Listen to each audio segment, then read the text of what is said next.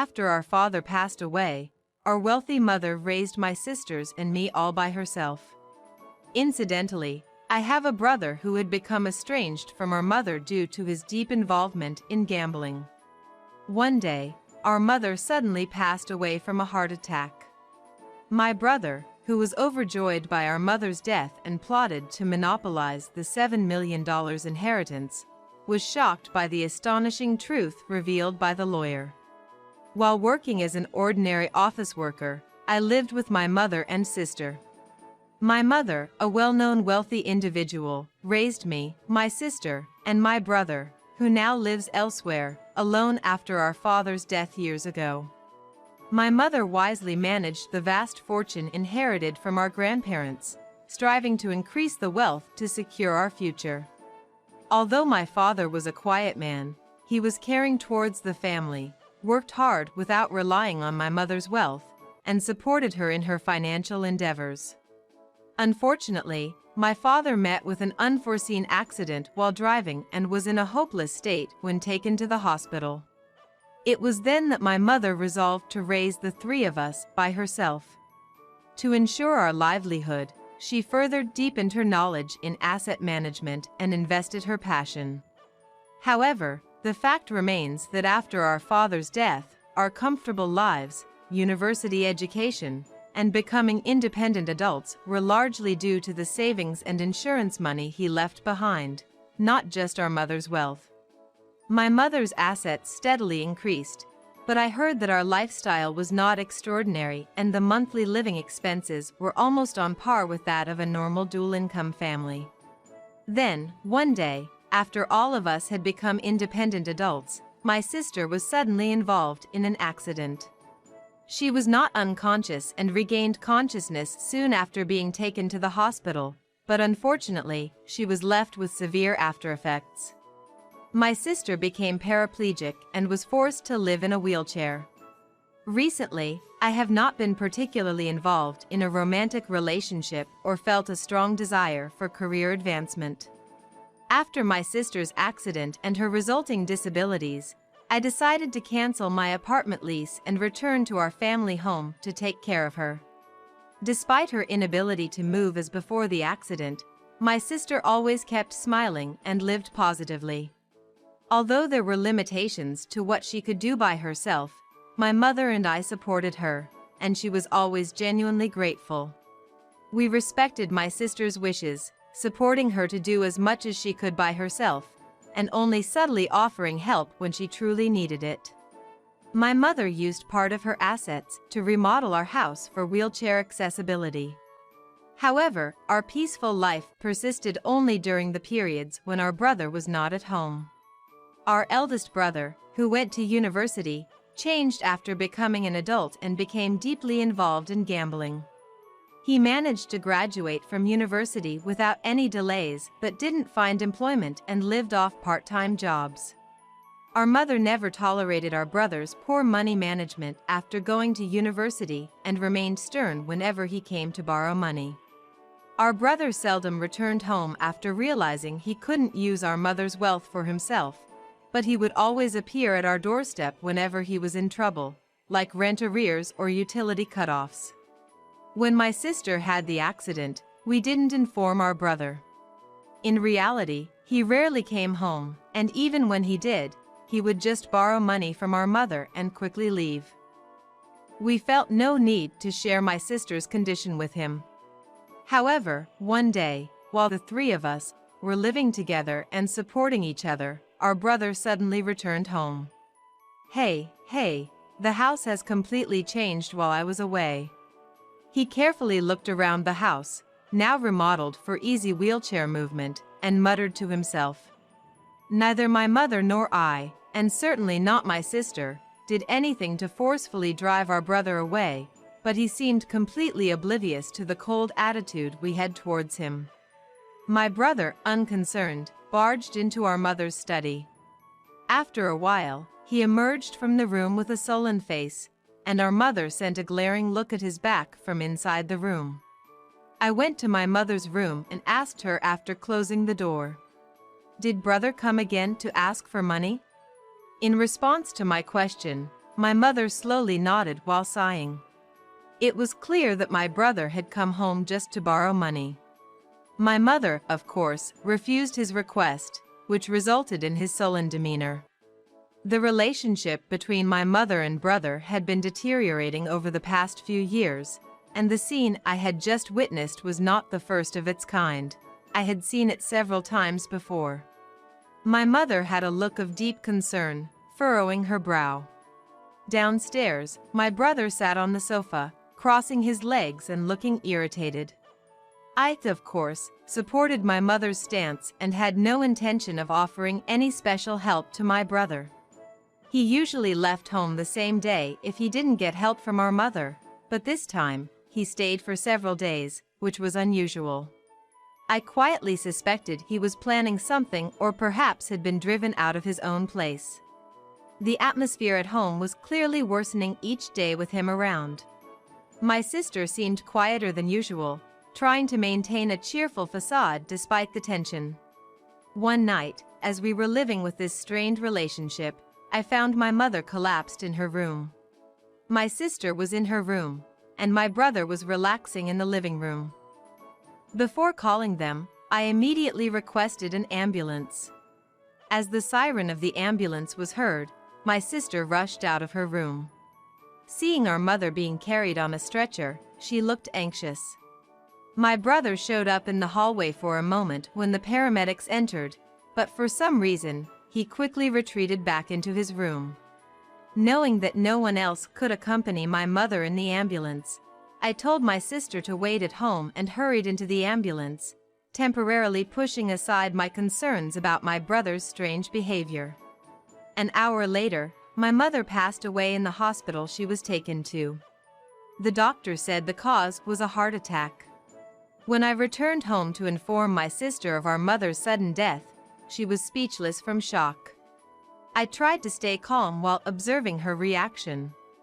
As my sister broke down in tears, I comforted her, stroking her back. However, as his siblings, we had to inform our brother of this sad news. I went to the living room where my brother was resting. "Brother, I need to talk to you." I knocked on the door and entered without waiting for a response. It seemed my brother had gone out while I was at the hospital, as the room was empty.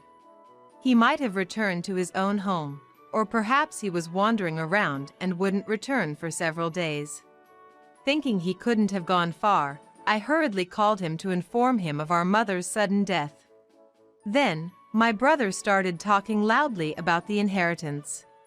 His confident tone about the distribution of the inheritance deeply disappointed me. "Mom just died, and you sound almost happy about it." Realizing my clear anger, my brother casually replied that he was not happy and quickly ended the call. My brother seemed self-centered, indifferent to other people's feelings and situations. I didn't want such a person involved in the preparations for the funeral of the mother who had raised us so well. I decided to start preparing for the funeral on my own. With my sister's help, I began arranging a family funeral. Fortunately, everything went smoothly, and we managed to get through it by supporting each other. However, even though I didn't feel like I was exerting myself too much, deep down, I was slowly reaching my limit. Then, the day of the funeral arrived. I reminisced about my memories with my mother, unable to stop my tears. My sister also stared at the portrait, lost for words. Even though she was alive and well just a few days ago, my mother's departure was so sudden that the reality of her passing hadn't sunk in yet. As my sister and I, drowning in sorrow, leaned on each other, my brother appeared from behind. Next to him stood an unfamiliar woman, dressed in mourning clothes. I haven't mentioned this before, but actually, I'm married. Suddenly, he declared this, and then shouted loudly, "I'll be taking the $7 million inheritance and the company mother left. Don't worry, I'll leave you the wheelchair-bound sister, haha." My sister and I were speechless at our brother's sudden words, and we could only silently watch as the woman who seemed to be his wife followed him quietly. At the funeral venue, besides my sister and me, there was no one else.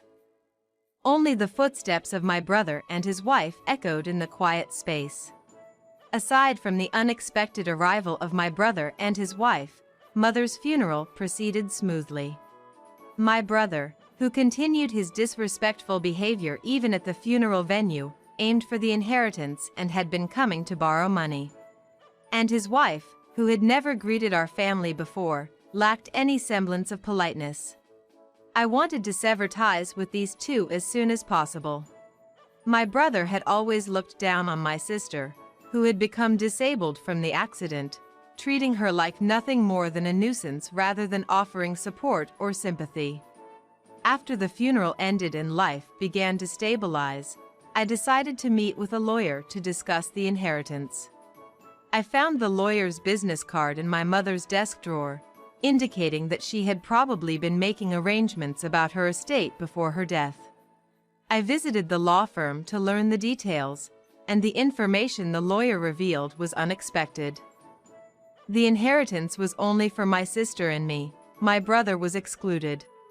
It seemed he had thought he would get everything, but the lawyer showed me the will left by our mother.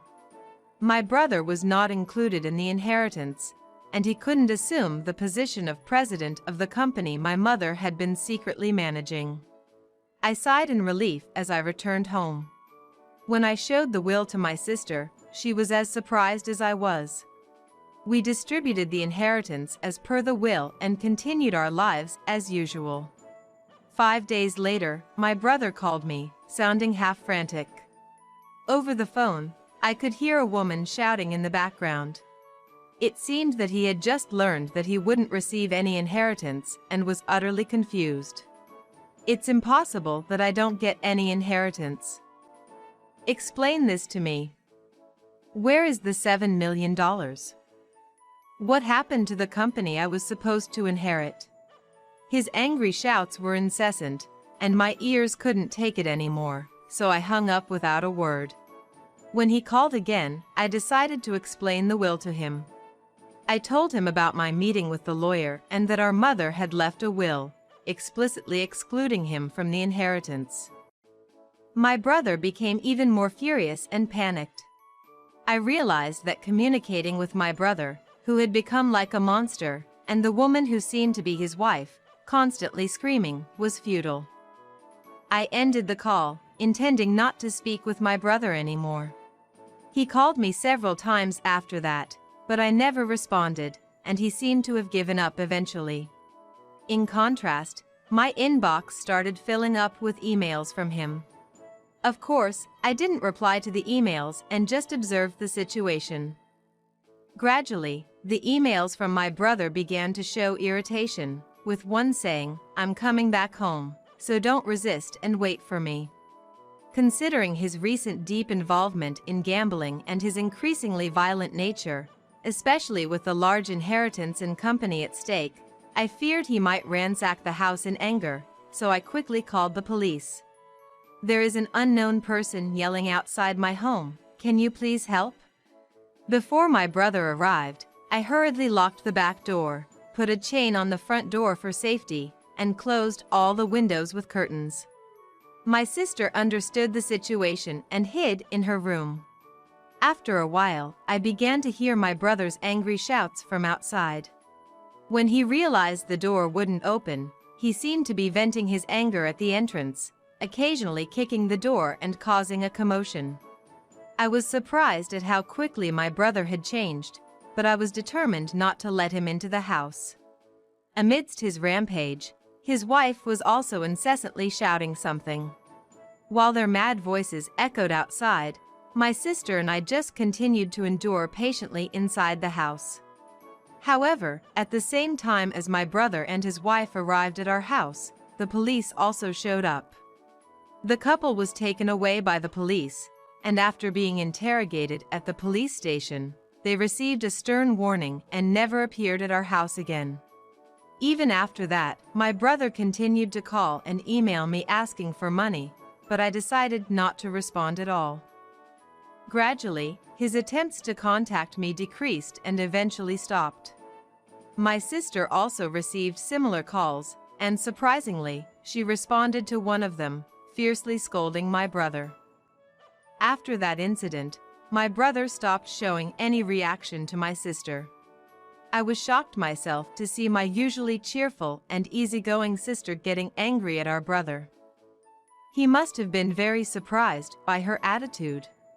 I was able to vent everything I had been holding back.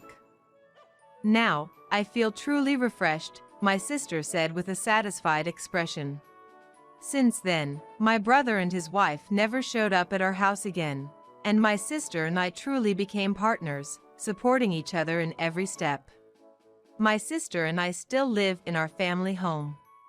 As I felt even when my mother was alive, the house was too big for just the two of us sisters to live in. We considered moving out together since there was a chance that my brother and his wife might barge in again, but we decided to continue living in our family home, which our mother had taken care of, for my sister's sake. We were able to cut ties with my brother and his wife without any issues. Later, I heard through the grapevine that my brother had quit his part-time job as soon as he heard about our mother's sudden death. He had not been working much due to his gambling addiction, but he was still making enough to pay his cheap apartment rent. However, believing that he would receive the entire $7 million inheritance, he did not try to restart his part-time job or look for new employment. Without the inheritance and having quit his job, he didn't break free from his gambling addiction and continues to the casino.